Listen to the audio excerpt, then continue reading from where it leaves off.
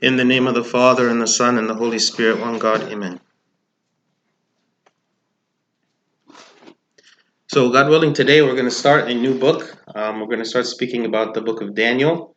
The book of Daniel is, very, very interesting book and very nice book.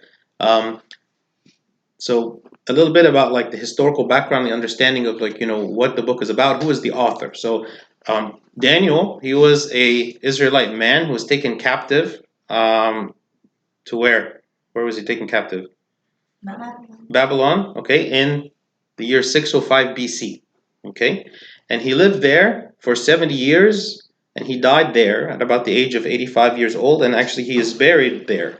And there's two places actually that people say he's buried. The most widely accepted location is he's buried now in Iran. Susa, Iran is where they say that his body is buried.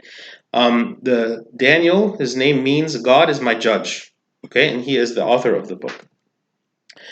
A little bit about the historical setting, kind of where this fits in the Old Testament and what's happening. Okay, Daniel, he was born during the last days of in Judah in the pre-exile period, right? So the pre-exile period is the period right before the exile to Babylon. Okay, and he was probably born during the reign of King Josiah. Okay, so at the time when King Josiah was king, this is when Daniel was born. And so kind of some of the events that were happening at the time of Daniel, Jehoahaz, okay, who was Josiah's son. So remember, Daniel was born under King Josiah. Josiah had a son named Jehoahaz, okay, and he became king after Josiah, okay, but he was deposed by Pharaoh. Pharaoh at the time, his name was Pharaoh Necho, after only 3 months. So there was like this war going on between Pharaoh in Egypt and Judah. So after 3 months, Jehoahaz, who is Josiah's son, he is deposed from his throne and he is no longer king. Pharaoh then, who is claiming kind of that the land of Judah is his own, part of his own territory, part of his own kingdom, he sets his own king, who is also among the Jews, to be the king there of Judah. Okay, and this king's name is Jehoiakim. Okay, Jehoiakim is another son of Josiah. Right, so you had Josiah as king, and then after him Jehoahaz, his son, becomes king, and then he only remains king for 3 months, and then after that Jehoiakim is also set to be king, another one of Josiah's sons after him. Okay, during Jehoiakim's reign, okay, at around 605 BC, this is when Nebuchadnezzar, who is the king of Babylon, another nation, he invades Judah, okay, and Daniel and his 3 friends that we're going to read about in the book are taken captive. Okay, so the exile to Babylon actually happened in 3 stages. Okay, in 605, this was the first stage, and Daniel and his friends were taken to Babylon in the first stage, okay, of the exile. Okay, at this point, after this initial exile, Jehoiakim, who is again the king that is set up now in Judah, he promises loyalty to Nebuchadnezzar.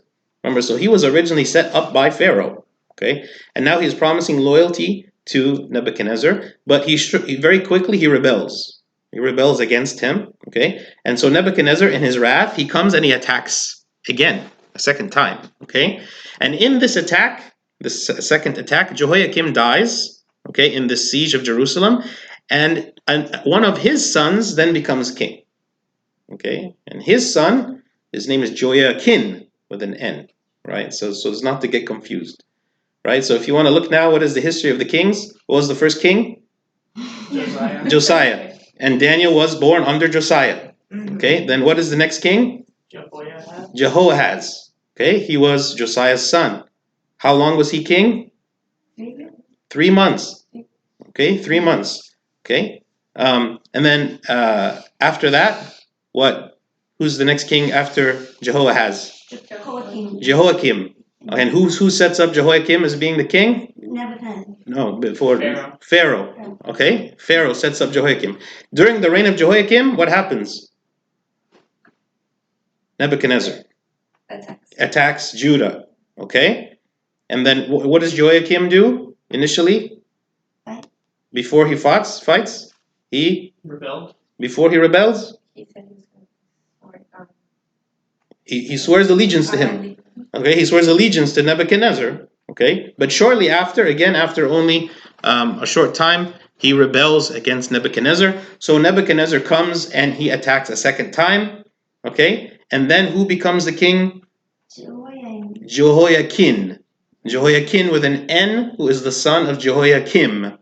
Okay, he is now the king. Okay, at this point. Okay, this second attack happens at around 597 BC. Okay, so these are the three kind of important dates to remember when it comes to the Babylonian exile. 605 BC was the beginning of the exile. This is where Daniel and his friends were exiled. The second stage of the exile happened in 597 BC. Okay, this is when Jehoiakim, the king, dies in this exile. And about 10,000 people were taken captive, okay, including Ezekiel the prophet. So Ezekiel the prophet, he was one of the prophets that was contemporary of Daniel, okay, and he was taken to exile also, right? So you actually have Ezekiel in exile, and you have Daniel also in exile, okay. After Jehoiakim, okay, reigns, okay, after that, the last king of Judah reigns, and his name is Zedekiah. This is going to be the last king of the pre-exile period. Zedekiah, he is another son of Josiah, okay, and he becomes the last king of Judah. Eventually, Zedekiah also rebels against Nebuchadnezzar, okay, and so Nebuchadnezzar makes his final siege on the city, on Judah, okay, and Jerusalem, and he completely subdues it, and this is in the year 586 BC. So usually when you read about when is the exile in Babylon, a lot of sources will say 586 BC, so just know that this is the end of the exile period, or the end of, not the exile period, but it's the end of the actual captivity, the end of the actual battle that happened where they subdued Israel and took everybody. So it started from 605 BC was the first one, 597 BC was the second one, 586 BC was the last one. Okay, and in this last one, this is when the temple was destroyed. Okay, this is when the temple was destroyed. So those are the important things. The first exile, Daniel and his friends are taken. The second exile, Ezekiel is taken. The third exile, the temple is destroyed. Okay, so you can kind of keep in your mind what are the important events that happened. Also, Jeremiah the prophet, he was a prophet in Judah at the time of the siege. Okay, so Jeremiah the prophet, also a contemporary there, who had for many years been prophesying the destruction of Judah, okay, that actually came to pass now in this time. All of this, you can find this history is actually in the books of Kings. In 2 Kings, you can read about all these names, you can read about this history and everything. So this is this is one of the sources that we have. It's not the only source that we have of this history, but this was described in the Old Testament itself. Any questions about the historical setting before we move on? Okay. The structure of the book. Okay. So in the Protestant translations of the Bible, how many chapters is this book? Without looking it up. Okay, it's 12 chapters. Okay. In that structure, the first 6 chapters are historical, meaning they're describing events that happened in the life of Daniel, okay, and in the exile. And then the last 6, so from 1 to 6 is historical. From 7 to 12, it's prophetical, okay. And so the book is actually, it's like completely different. The first 6 books is all speaking about, I mean, there are prophecies described in it, but the majority of the book is speaking about events that are happening, okay. Whereas the second half of the book is completely prophetical. Everything is prophecies after prophecy after prophecy, describing things that are going to happen in the future. Okay, so that's first 6 chapters, second 6 chapters. The deuterocanonical version of Daniel, which is the version that we accept, which is the version that's in Coptic Reader, includes parts that have been removed, okay, by the Jews later, okay, by the Masoretes, okay. So what are these parts? Chapter 3, Daniel chapter 3, is what describes the famous story of the 3 friends of Daniel being thrown in the fiery furnace. Okay? And we read about the story in Daniel chapter 3. The part that was removed, the deuterocanonical part that was removed, describes the praise of the 3 young men, which is Daniel's 3 friends, that they said in the fire. Okay? right? So there's actually a long, long, long praise where they're praising God even when they're in the fire, and this praise was recorded but was removed from the Protestant Bibles, or what we have now, like the New King James Version, New International Version. All these versions, they do not have this part. So if you look in Coptic Reader, Daniel chapter 3, it's like 92 or 94 verses, something like that. But if you look at it in the traditional Bible, it's much shorter. Okay. Does anyone know when we read this praise of the three young men? Midnight praises. Where is it? The third canticle. Okay, so one of the canticles that we chant like every Saturday night in the praises is these words that they said, the praise of these three young men praising God for their salvation in the midst of the fire. Okay, and we'll talk about that in detail when we get to that chapter. In addition to Daniel chapter 3, the deuterocanonical portions of Daniel adds 2 more chapters at the end. So in Coptic Reader, we see Daniel is 14 chapters. Okay, chapters 13 and 14 are deuterocanonical. They're not found in many of the Western translations of the Bible. What is Daniel chapter 3, and when do we read it? Sorry, 13. Daniel chapter 13. Anyone know what Daniel chapter 13 is about?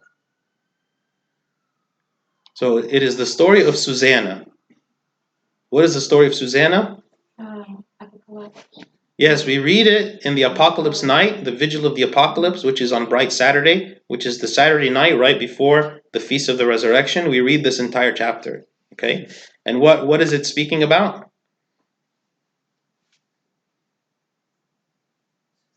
Susanna. Yeah. Right? What is the story of Susanna? Is everyone asleep during the Vigil of the Apocalypse? She was wrongly accused of being like a sexual conduct, and like she was like sentenced to be stoned, but Daniel cleared her. Yes. So speaking about a woman named Susanna, who was a very moral, upright woman who was falsely accused of sexual impropriety, and then she was going to be killed. Except for Daniel was the judge that came up with this clever way of determining that the people who were accusing her were lying and that she was telling the truth. Okay, and one of the reasons that we read this story, actually, we read a lot of different verses and prophecies and things like that during the Vigil of the Apocalypse. All of the theme of all of those prophecies that we read all have to do with the concept of from death to life, right? Because when we're there on Saturday night, we're speaking about Christ is in the tomb, and he is now bringing us from death to life, right? So it's a reenactment of the resurrection. So all these prophecies that we read have this kind of theme of I was dead, but I became alive. And in this case, Susanna was dead in the sense that she was falsely accused and condemned to die, but she was saved by the wisdom of Daniel, that Daniel, with his good and wise judgment, he saved her from death and spared her from this punishment. And instead, those people who were wrongly accusing her, those are the ones who were punished, right? So this is why we read it at that time. This is the theme of the night, okay? That's chapter 13. Chapter 14, okay, chapter 14 is a story called Bel and the Dragon, okay? And in this story, essentially there are false prophets that are saying that inside this pagan temple there is this god named Bel, and he's just like this big statue, and that people are the priests of Bel are coming to feed this statue, okay, food. And their proof that this is a real god is because when they put the food there for Bel to eat, they come back later and the food is gone.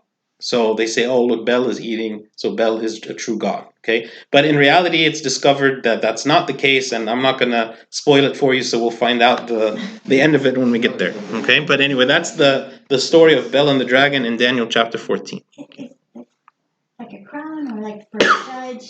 It's just a picture. Huh? Just a picture. But it has some kind of meaning. I mean, I think it's the representing the attire of the wise men of Babylon, because Daniel was a high official in the kingdom of Babylon. So it's just kind of representing his official clothes. I'm not sure if what the significance of the. When I was looking for a picture, I've seen it repeatedly. Yeah. It looks like an egg. Okay, chapter 1. So to give you a sense of kind of like, whoops. Oh, yeah. Okay. So we're speaking about this part of the world here, which at the time is, well, we call it the Neo-Babylonian Empire. The Neo means new, okay? So the Babylonian Empire, it kind of like had more than one dynasty, if you want to call it like dynasties. So the first dynasty of the Babylonian Empire, you could call it Babylonian, and then now this is the second dynasty. It was called the Neo-Babylonian Empire. So this little laser thing, if it works. Okay, so so here you can see Judah's over here, right? So this is where obviously the Israelites were when the captivity happened. Okay, and this is Babylon. Okay, over here. Okay, this is Susa over here, which is where most people say that Daniel is buried. Okay, because he died while in captivity. Okay, over here, this is the an empire called the Media and Persia. Okay, in the book of Daniel, the Babylonians are actually conquered by an empire that's called the Medo-Persian Empire. So Media Empire, Persian Empire, they're like combined.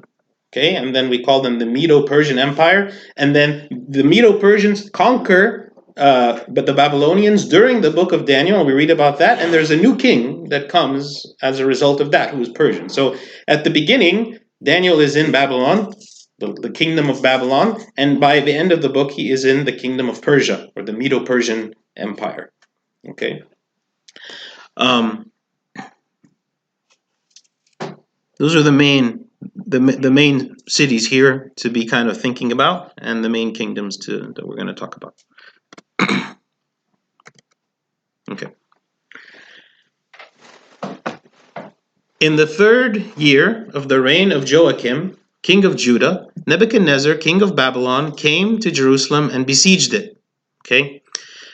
It's always very good, like when we're speaking about historical things in the Bible, to find other sources from outside the Bible called extra biblical sources that verify the same thing. You know, like when people come and they want to discredit the authenticity of the Bible and say, you know what, these people or these places that are described in the Bible, they never existed, and as a result, the Bible is a fabrication, and people just made all this up. So how do you, how do you defend against that? Well, you find other sources that were written by contemporary authors at the time, or you find archaeological evidence that demonstrates that those people or those places that are mentioned are actually mentioned outside of the Bible, right? So that gives a lot more credence to the idea that these places actually existed. Like, give you an example, like I don't remember how long it was ago, but within the last 10 years or whatever, like there was a lot of like biblical critics that were saying Pontius Pilate never existed.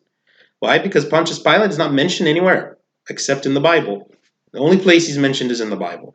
And even when they read the biblical account of Pontius Pilate, they say about him, well, this man is not really acting like a Roman prefect. He's cowardly and he's, not doing what they would expect him to do and so on.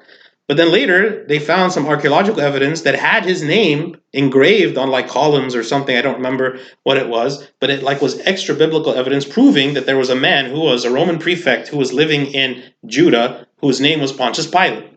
Okay, so it kind of silences the critics because you can't go back and say that this was fabrication. Also, there are cities that are named in the Bible that there was no historical evidence for, and they go find archaeological evidence. Say, oh, we found a city that was right in this place that the Bible describes, but it hadn't been discovered before, right? And so again, there's more evidence. So here, in this case, there are some extra biblical sources that confirm that this siege is happening, right? That the captivity that Nebuchadnezzar is waging against Judah is happening. Okay, there is a Babylonian historian actually whose name is Berosus.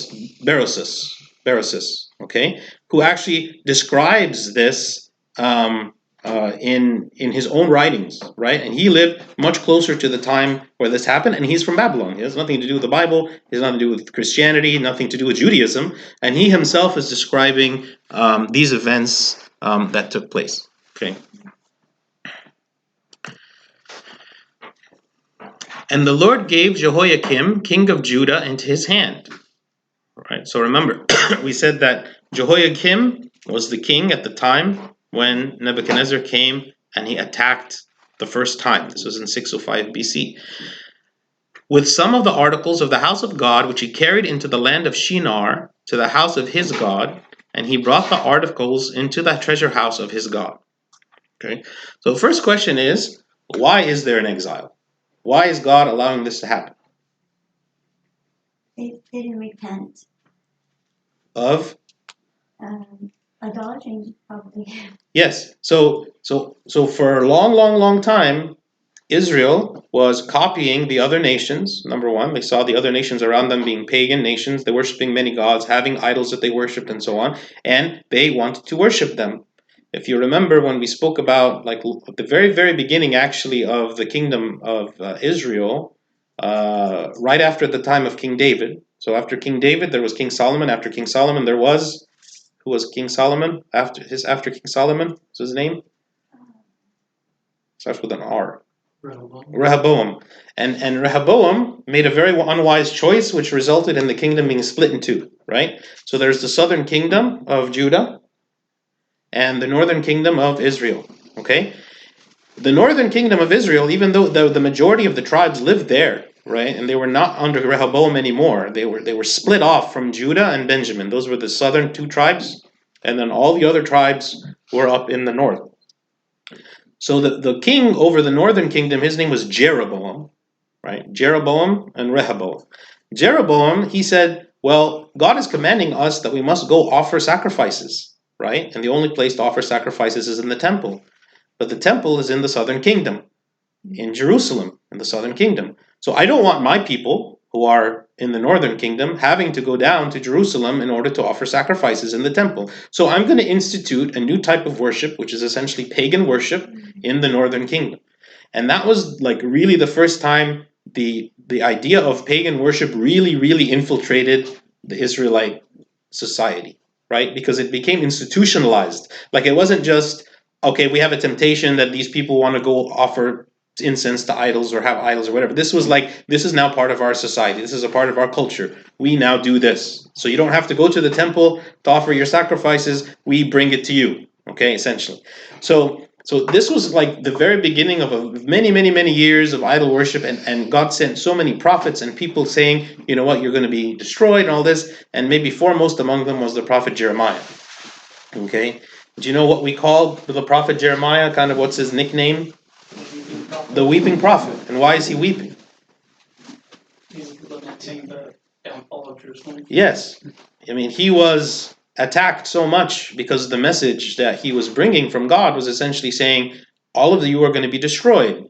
Okay, the southern kingdom is all going to be destroyed. The northern kingdom is also destroyed. So the God is allowing this exile. This was not a spontaneous thing. This wasn't like a surprise. This wasn't something that they had no idea was going to come. This is something God had been warning them about for hundreds of years, that unless they repent, this is what would happen to them. And then now suddenly there's no more time left, you know. And it tells us something, you know, that God, he is very kind and he is very merciful, and he calls us all to repentance, and we see him as being very patient. But a day will come when the patience will end. Like, there will be a time where there will be no more patience, right? And because there is a time of judgment. And here, this was the time of judgment for Israel. The time where God said, I've given you all these opportunities, and those who took these opportunities, you know, I have forgiven, and those who have not taken these opportunities will be condemned. And we see actually even people who are righteous, like Daniel and his friends, were also taken up into this exile, even though this wasn't, you know, their own doing. Okay. Another important characteristic here is the word Lord. Okay, so in Hebrew, there are many words that are translated in English as Lord, right? Because God has many names. One of the most traditional words used in Hebrew to describe God, which means Lord, is Yahweh. Okay, Yahweh, or we call him Jehovah, right? One of the names of God. Okay, here in this part of the scripture, that is not the word that's used, but what's used is the word Adonai. Adonai is another word meaning Lord, but it's emphasizing the sovereignty and the power of God, right?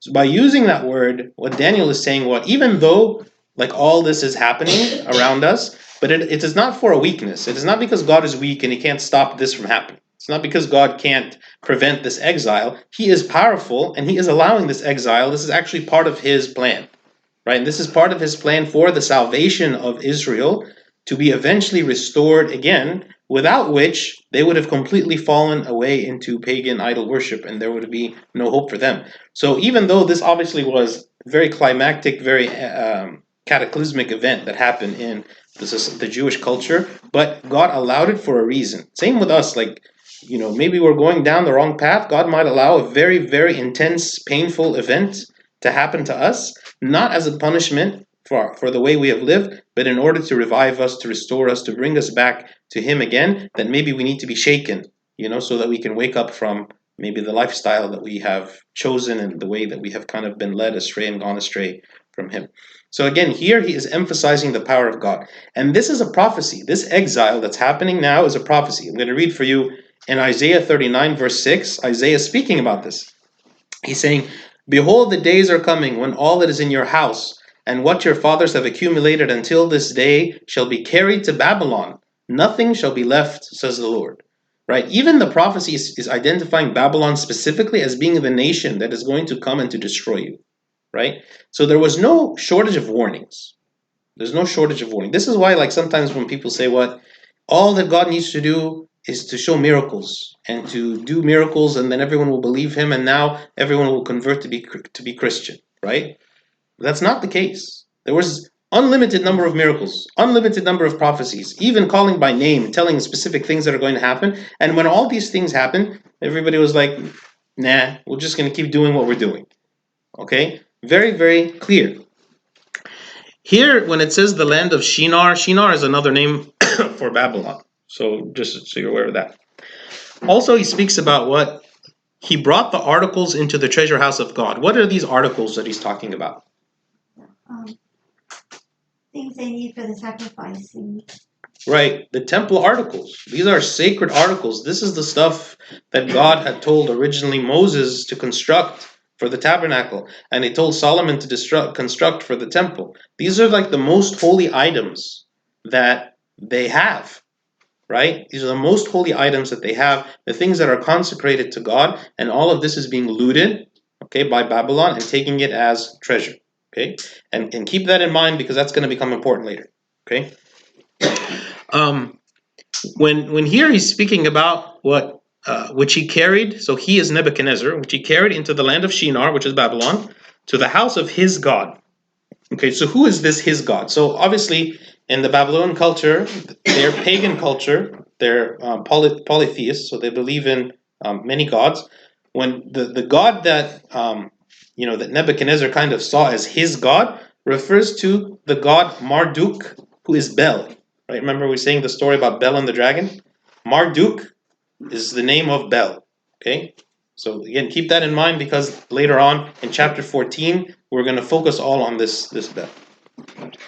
Also, Nebuchadnezzar, actually to kind of show you that fact, he names his son Amel Marduk, right? Because he's named after this god. This is mentioned in Jeremiah 52 and 2 Kings 25. Okay. Then the king instructed Ashpenaz, the master of his eunuchs, to bring some of the children of Israel and some of the king's descendants and some of the nobles. Okay? So here when he's speaking about eunuchs, it's just a general word meaning like a servant or an official. Okay? Someone who is like a person in charge of like the servants of the king, Ashpenaz, and he is coming now to bring and to train, actually, to choose and select some of the most qualified people from among those who were brought in the captivity to actually become servants of the king. The king actually, it said about Nebuchadnezzar that he was one of the most successful kings because he was very wise in the way that he dealt with things. He said, all these very capable, qualified people that are coming from captivity, we're not going to just leave them in prison. Okay, we're going to use them. They're going to become, trained in the way of Babylon, and those who accept and those who excel, we're going to give them work to do. And you actually see how Daniel and his friends, gained very, very high ranks, in Babylon because of this policy that Nebuchadnezzar did. Again, this act here, this one in Daniel 1 verse 3, this is prophesied by Isaiah. Okay, in Isaiah 39 verse 7, it says, "And they shall take away some of your sons who will descend from you, whom you will beget, and they shall be eunuchs in the palace of the king of Babylon." That's the detail that the prophecy is saying. He's saying, not only are you going to be captured by Babylon, but they're going to take your sons, and they will become servants in the palace of the king of Babylon. Okay, which is exactly what's happening here. Okay. They must have taken them very young, those, because if he's saying they're going to do this, but they have a chance to repent, then but it's already prophesied is going to happen, and it just must be for some of them to have escaped. But then Daniel was too little that he didn't get to. You're talking about what, like to escape from the exile, you mean? Yeah, to escape from having been taken enslaved by Babylonians. Because what's the point of them warning him if it's already prophesied it's going to, by details, that this is going to happen? It must be to warn the individuals that heed it to separate themselves, to not be taken away. So that's true. So there's a difference. Actually, when you go all the way back to when King Saul became king, and God is like he is. Moses, when he was warning the people, Moses, he didn't enter the promised land, but he led the people up to the promised land, and this is when he died. So right before he died, and right before the people went into the promised land, he gave them, he essentially retold them the law. That's why in the book of Deuteronomy, what does Deuteronomy mean? Repeat. Yeah, it means nom. The word nom means law, and deutero means second. So it's essentially the second telling of the law. Okay, so that's why you find, for instance, the Ten Commandments are written in Deuteronomy and the Ten Commandments are written in Exodus. So first they were given by God to the people in Exodus, and then in Deuteronomy, Moses is retelling again of the people to refresh them on this is everything that God has told us to do before we enter the promised land. So even there, and Moses is telling them, but when you don't do it, here is the consequences of what's going to happen. Okay, and the consequences were very specific because obviously God already knew ahead of time that they were not going to listen. But we have to make a clear difference between what is the foreknowledge of God and what is the difference between like foreknowledge and predestination. Okay, because some people will read these prophecies and say, well, simply because this was said, this means now the people had no choice, right? Because this was a prophecy, right? But when Isaiah is saying this, he's saying, yes, this is what is going to happen. But why is it going to happen? Because God knows that you will choose this. God knows you will choose to disobey him. And the result of your disobedience will be this, that your sons will be carried to exile and become eunuchs of the king and all of that. This is not to say that because this prophecy was uttered, then that means that Israel has no choice, that we have no option to repent. We have no option because why the prophecy was said.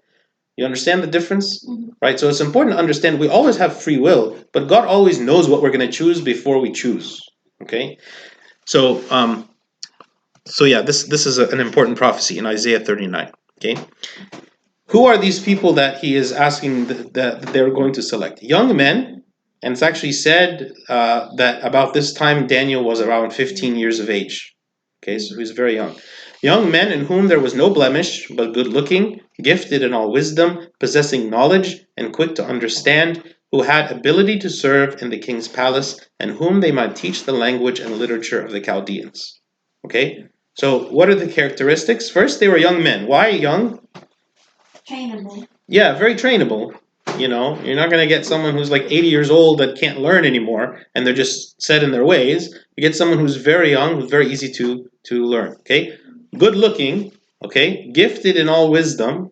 Right, so they're talented. They're not just any young person. Mm-hmm. Possessing knowledge, like they're already knowledgeable, quick to understand, and had the ability to serve. Right, and they were willing to serve. Right, maybe there are some people that are not willing. Also, what's interesting about this is, Daniel is willing to serve. Right, like someone might have taken the stance of what, this is a pagan nation, and this is a pagan country, and these are the people that destroyed my home. I'm not going to serve this nation. And actually, God would not want me to serve this nation. And so it could be from the level of personal grudge, I have a personal grudge against you and what you did, so I'm never going to serve you. Or it could be, I'm offended, and my God is offended by the idea that I would serve you because you are an enemy of God. Okay, but that's not what happened here. Daniel did not have either of these objections. He didn't think to himself, this same man who, was refusing to eat the stuff the king gave him because this wasn't appropriate for him to eat, who prayed all the time, and even when he was, at risk of being killed and eaten by lions and all of this stuff that we're going to read about, he didn't stop praying. But he never said, you know what, I'm not willing to serve, right? Why? Daniel did what was lawful for him to do, but he didn't do what was unlawful for him.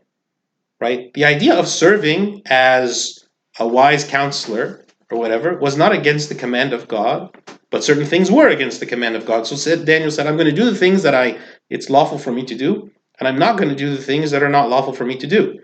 Right? And it was through Daniel that God used him to do so many things in Babylon. Actually, he converted Nebuchadnezzar to believe in God through Daniel.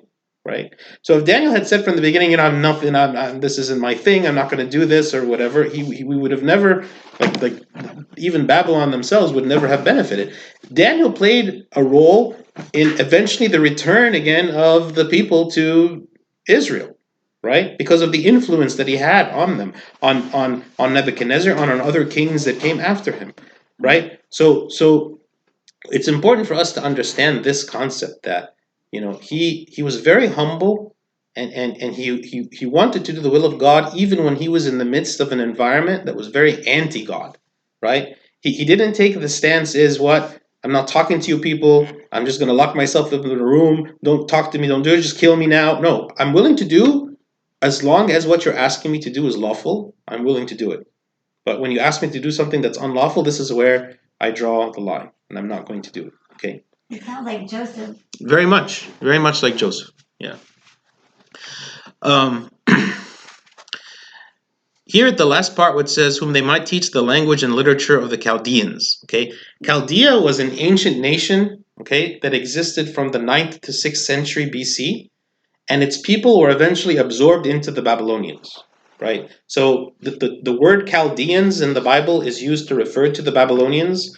But historically, they were an independent people that ended up merging in with the Babylonians, which is why Chaldeans and Babylonians are like synonymous now at this point.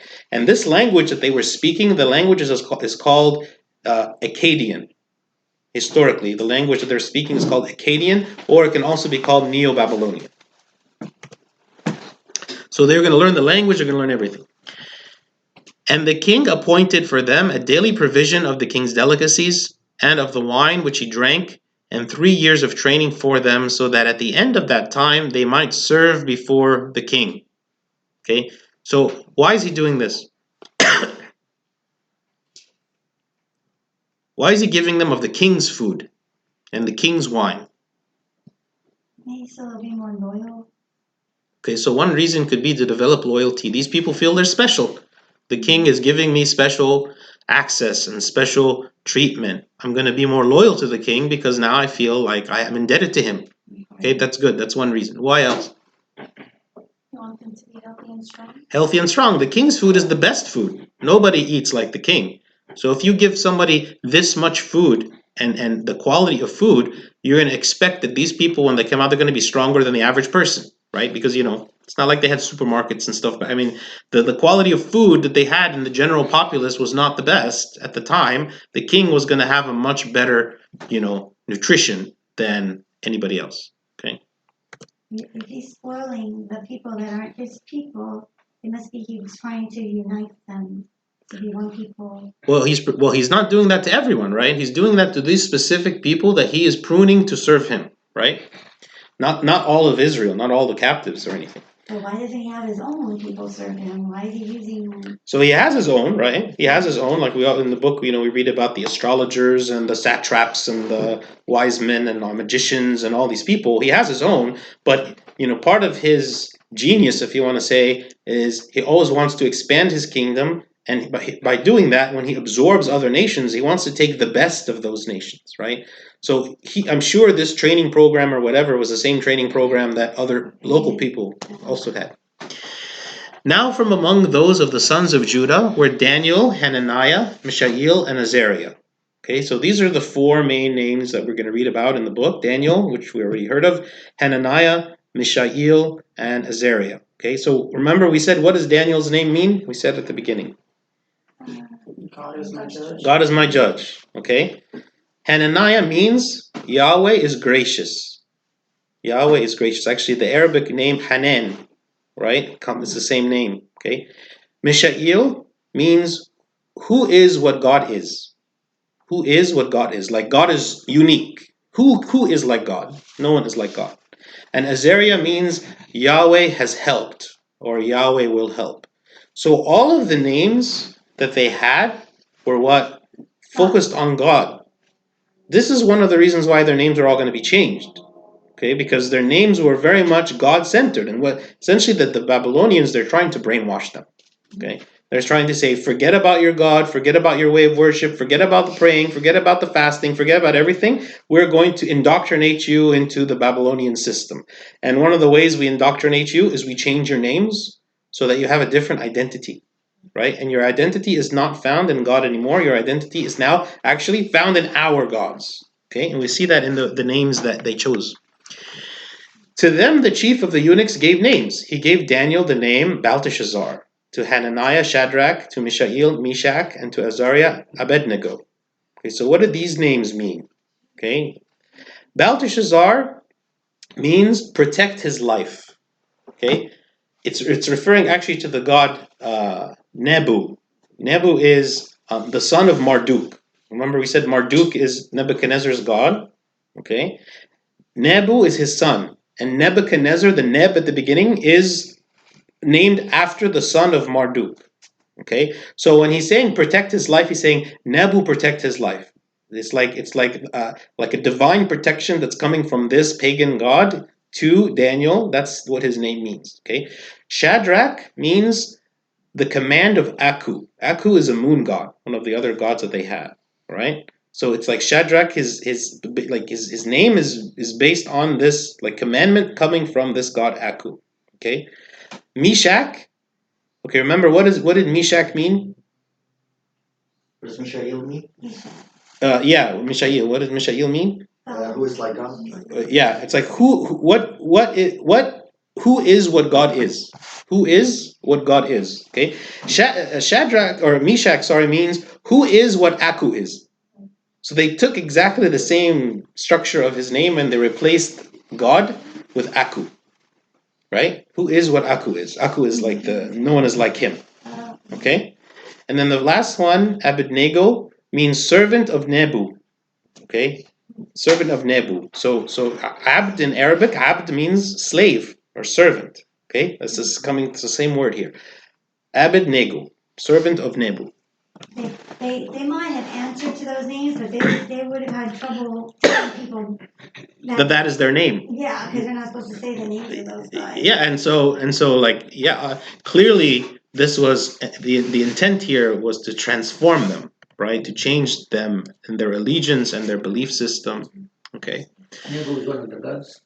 Nebu. Yeah. Nebu is the son of Marduk. Yes, Okay. and Marduk's name is the other name for him is Bel, which we read about in Daniel chapter 14. Okay. But Daniel purposed in his heart that he would not defile himself with a portion of the king's delicacies, nor with the wine which he drank. Therefore he requested of the chief of the eunuchs that he might not defile himself. So the question is, what was wrong with this food that he wanted them to eat? It was the unclean meats. Okay, so one, the food could be unclean according to the law of Moses. So the law of Moses in Leviticus 11 and Deuteronomy 14, it speaks about the ritual cleanness of foods. Okay, and what is it that the Hebrews were allowed to eat and what they were not allowed to eat. Okay, so for instance, they could not eat pork, they could not eat horse flesh, they could not eat food with the blood in it. The blood had to be drained out of the food. There were all kinds of like preparations and things that had to be done to the food that they were going to eat. So if they were not offered food of that type, they could not eat that food. So that was one of the reasons that Daniel and his friends would say, no, we cannot eat this food. This is not what God has allowed. Okay. Another reason why is that this food might have been offered to idols, right? because they would offer these sacrifices to idols. So again, they would not eat the food. Okay, and actually, they would never even know if it had been or not. Right. So it's something completely unknown origin for them. So you see, like even though someone like Daniel and his friends in like an impossible situation like they were in, it would have been so easy for them to say, you know what, I don't have a choice. Like if I want to survive, this is the only way I can survive, is I have to eat what they're giving me. This is not something I'm in control of, right? And yet they chose not to. Right? Like we compare that to like when we're fasting and we make every possible excuse to break our fast because we say, well, I'm traveling or, whatever, because it's inconvenient for me to fast in whatever situation, right? But this is beyond inconvenience here, what Daniel is doing, and yet they maintained their fast. The other thing that's important is it says Daniel purposed in his heart, right? So this was like an inward conviction, right? Rather than just the outward rule of fasting. Like, what's the whole point of the fasting? Like, the fasting it's not about the fasting itself. Actually, the fasting laws changed in the New Testament. These animals, whether they clean or unclean or whatever, God told St. Peter directly, do not call unclean what I have declared to be clean. So what is the issue here? The issue is not about the food. The issue is about the obedience, right? God has said, do not do this. So it's not about the material. It's not about the material itself, because people might go and argue, well, what's wrong with this kind of food, and what was the reason of this food? The obedience to God was the issue, right? So he wanted to obey God for the sake of God, because of his love for God. It wasn't because of the food itself. It wasn't because he was afraid of punishment. It was out of a desire to be pleasing to God, and he still saw that even though he was in the land of exile, that he was still in the presence of God. And this is sometimes hard for us. That when we are in what we would call the metaphorical exile of this world that we're in, that is full of a lot of stress and a lot of pain and a lot of suffering and a lot of oppression and a lot of craziness that we experience, and yet in the midst of all of this experience of exile, that we still see that we are in the presence of God and that we purpose in our heart to obey Him. Right? This is a very important concept, right? Because our home is not the world, right? Our citizenship is in heaven, right? Our citizenship is in heaven. So when we live here in this world, we are in exile, right? So whenever we read the book of Daniel, we look at it from that perspective. Just as Daniel was in exile and maintained his faith, so also we are called to maintain our faith in the midst of this exile that we are in right now. This is our exile. This is our Babylon that we are in. And the rules of this Babylon are very different than the rules of God, right? And yet we are called to continue to obey the rules of God, even when it's inconvenient and difficult and all that stuff, right? Because we are citizens of heaven. We are not citizens of this world. Okay, and so he did it under a lot of stress, a lot of oppression, a lot of extreme situations that anyone looking at him would say, you had every right to compromise because of the situation. Now God had brought Daniel into the favor and goodwill of the chief of the eunuchs. Okay, which was, again, this was something that God granted grace in the eyes of this man, this chief of the eunuchs, to see Daniel and to see his friends as different and unique. Okay, I'm going to read for you what St. Jerome says about this verse. He says, the one who was captive because of the sins of his ancestors was rewarded because of his virtues. For he had put in his heart not to defile himself with the delicacies of the king, and preferred a simple meal than a luxurious one. Therefore the Lord granted him grace and well-being in the eyes of the chief of the eunuchs. In difficult circumstances, the saints are loved by the unbelievers because of God's mercies, not because of the goodness of the evil people.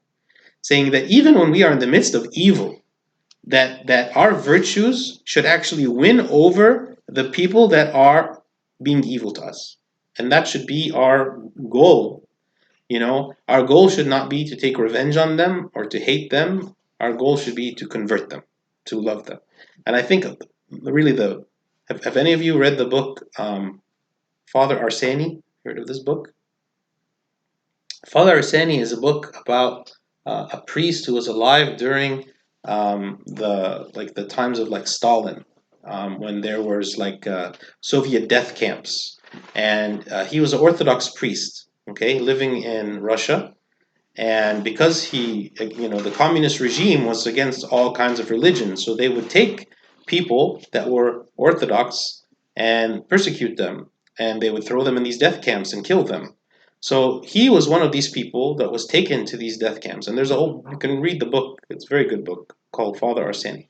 And the whole book describes about how when he was in this miserable place and how he was punished and mistreated and all this stuff, that he would continue to pray and he would continue to show love and kindness to all the people that were there, to the point where they began to love him, right? And he began, like these hardened, criminals and other people that were there in the camps with him, they began to love him and they began to help him. And he speaks about these miracles and things that happen in these camps. And this is like a perfect example of this exactly. Like when we are in the midst of a situation where we have been attacked, our rights have been,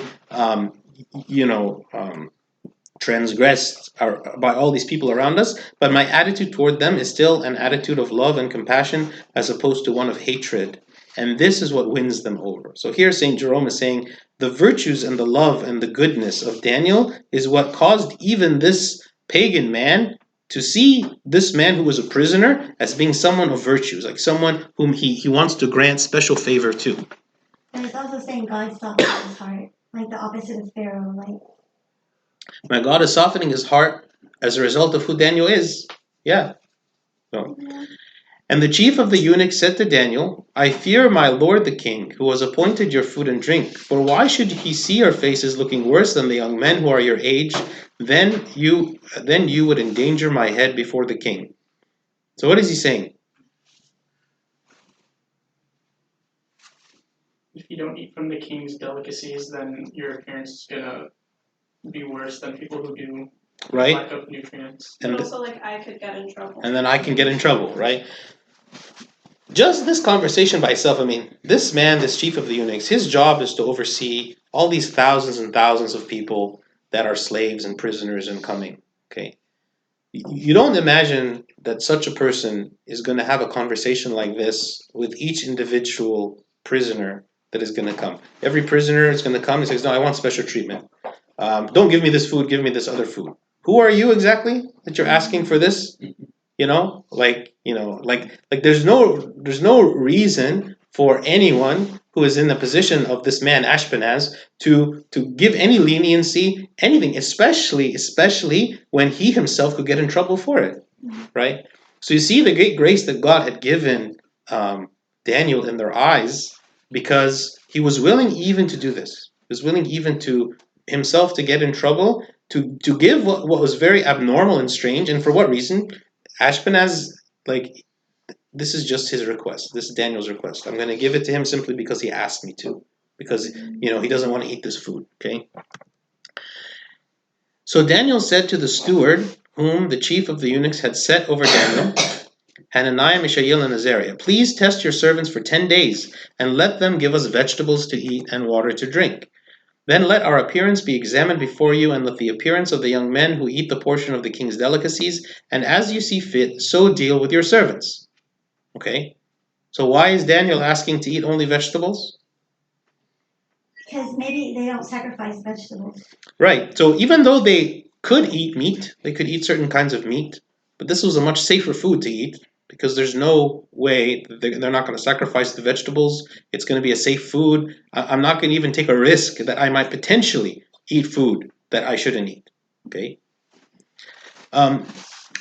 You can kind of consider this to be like compare it with the story of Elijah. Okay, so if we're familiar with the story of Elijah when he was essentially having like a showdown with the priests of Baal. Okay. And Elijah was saying, my God is the true God, and the priests of Baal was saying, Baal is the true God. And they said, okay, we're going to have the showdown.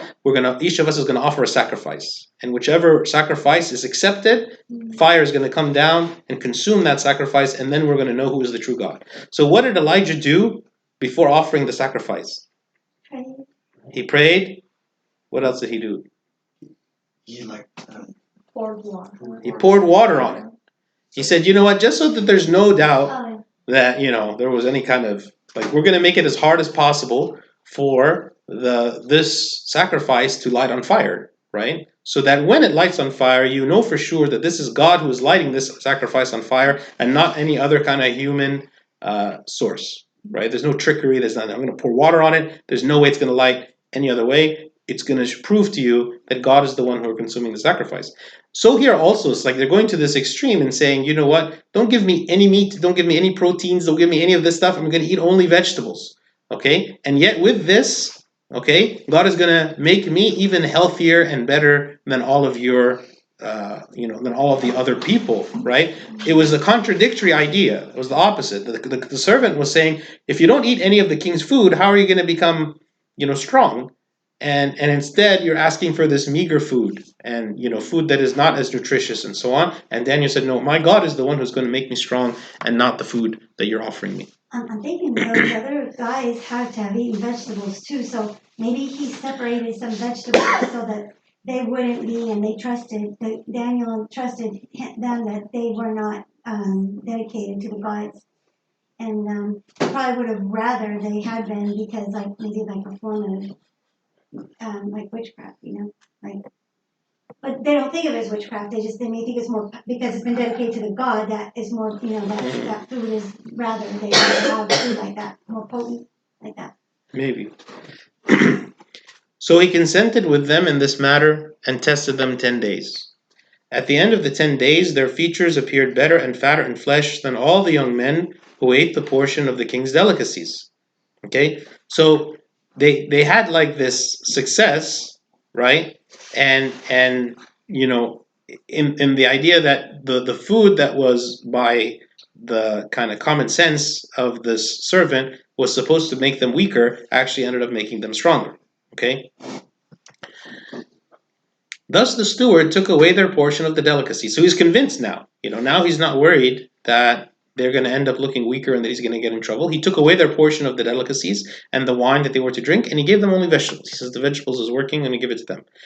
As for these 4 young men, God gave them knowledge and skill in all literature and wisdom, and Daniel had understanding in all visions and dreams. Okay, so God granted them the spirit of wisdom, which would then direct kind of what their roles are going to be later on. They're going to be dealing with, people are going to see their spirit of wisdom and grant them positions where they must exercise their wisdom. Okay, but to Daniel specifically, he gave them, in addition to the wisdom, he gave him something extra, which was the ability to understand these visions and dreams. And all of this was in preparation for what God was going to call each of them to do and to work in the kingdom of Babylon. So, when you look at this from the perspective of these 4 young men, they didn't understand what was going to happen next. They didn't know what they were going to be doing, what they were going to be chosen for, and yet God, knowing this, was preparing them with the talents and skills that He gave them in order to use that for the glory of God. So also with us, when God gives us gifts and talents, we don't know how God is eventually going to call us to use them, right? Which is why we should not neglect our gifts. Someone who is young, maybe very young, a child still, and kind of it's seen that God is giving them talents and gifts in a certain area. They need to work on this. They need to improve on it. They need to, build it up so that later on they'll be maybe experts in this certain field because this is what God wants them to be. And eventually they're going to go do something very important with that. Even if they don't see it now, we can't neglect the gifts that God has given. If God has given me a gift, it is wrong for me to neglect it. Here, if Daniel and his friends had neglected all these gifts that they had been given, they wouldn't have been able to fulfill the purpose that God had called them for later in their lives. Now, at the end of the days, when the king had said that they should be brought in, the chief of the eunuchs brought them in before Nebuchadnezzar. So this was after the 3 years of training is up. They're going now to meet with the king. Then the king interviewed them, and among them all none was found like Daniel, Hananiah, Mishael, and Azariah. Therefore they served before the king. So they were chosen because they were unique. Nobody else was like them. And in all matters of wisdom and understanding, about which the king examined them, he found them 10 times better than all the magicians and astrologers who were in all his realm.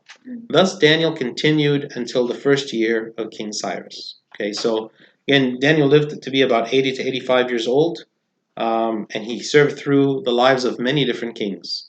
And this is just the very beginning. Next time, God willing, we'll start speaking about some of the things that Daniel actually does and some of the things that happen to him and how God protects him from danger.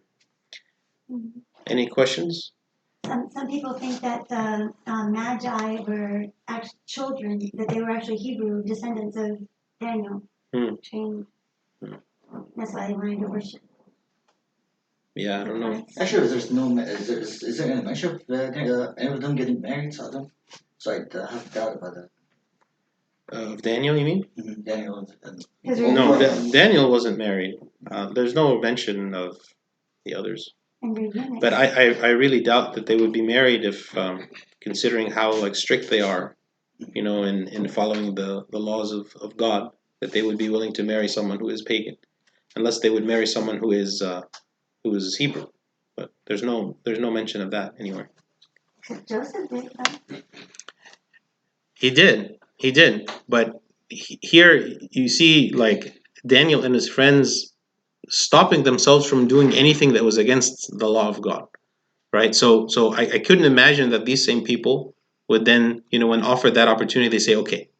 They would say, no, we can't do that. I mean, it's very clear. And it is teachers, astrology teachers. Not astrology, astronomy teachers. So when I saw Daniel got a position under the king in the administration, he was working somewhere in the administration, the king. In other words, he took on as part of the staff. Yeah. That came later, or because they said he continued at King Cyrus? Yeah, you'll see that more coming up. Okay. He keeps rising up in rank. Because what's going to happen is he becomes one of the wise men, and then the king is going to have a dream. And he tells all of the wise men of his kingdom, he says, not only do you have to tell me what the dream means, but you have to tell me what the dream was.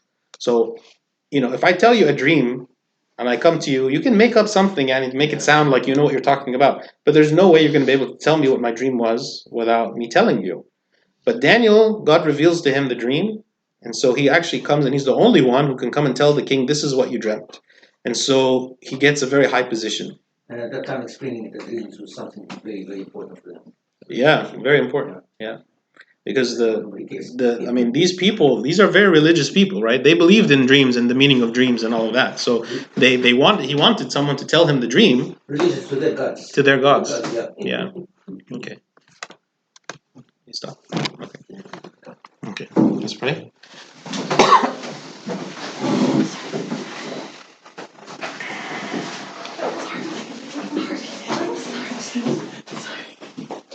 In the name of the Father, and the Son, and the Holy Spirit, one God, amen. We thank you, O God, for this day.